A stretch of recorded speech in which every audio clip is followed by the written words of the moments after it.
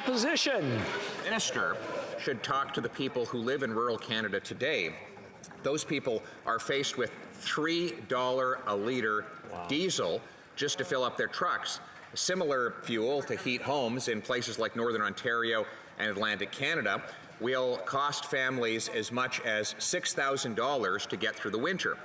The costly coalition of the NDP and Liberals have as their solution to triple the carbon tax that those families will pay.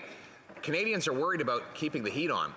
Will the government cancel the tax so that they can do so? Thank you.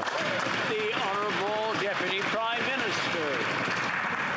Mr. Speaker, we've already talked about the Conservative leader's reckless advice to Canadians to invest in crypto.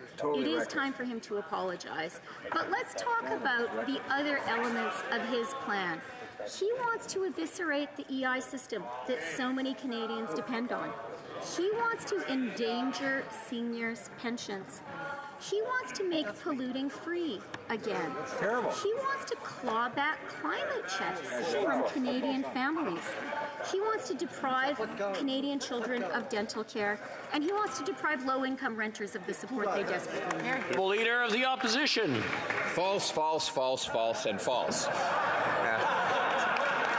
But let's look at what the reality is on this carbon tax. She says she's going to send out checks that make families like her have a profit from the carbon tax. Well, according to the parliamentary budget officer, which this Prime Minister appointed, in Alberta, the average family will pay $2,000 more in tax than they get back in checks. In Ontario, it's $1,461.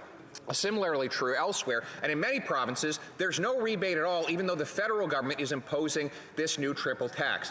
Will they cancel this tax so Canadians can pay their bills? The Honourable Deputy Prime Minister.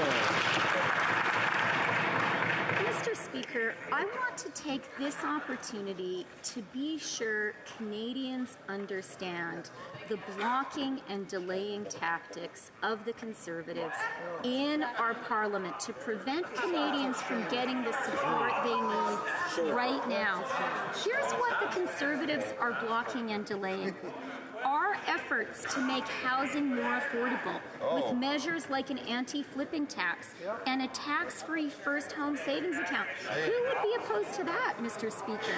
They're blocking our plan to permanently eliminate interest on Canada student loans. Why are they blocking that, Mr. Speaker? The Honourable Leader of the Opposition. Well, they have a majority with the costly coalition and the NDP. They can pass anything they want. That's right. If they were really going to make housing affordable, they would have done it a long time ago. It's been 7 years, during that which time house prices have doubled. And now, home heating prices are doubling, with costs expected to rise to as much as $6,000 for a single family to heat its home in oil-heated communities like Northern Ontario and Eastern Canada. And the government's plan with the NDP is to triple the tax. Why don't they stop the tax hike so Canadians can heat their homes? The Honourable Deputy Prime Minister. Mr. Speaker, we do have a plan. We have a positive plan which is fiscally responsible and it is compassionate.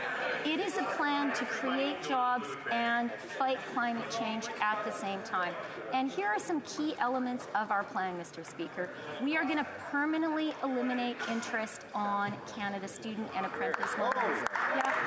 We are going to move the Canada Workers Benefit, which supports people who work really, really hard but aren't being paid very much. We're going to move that to advance payments. A family can get up to $2,400, Mr. Speaker. L'honorable député de la Prairie.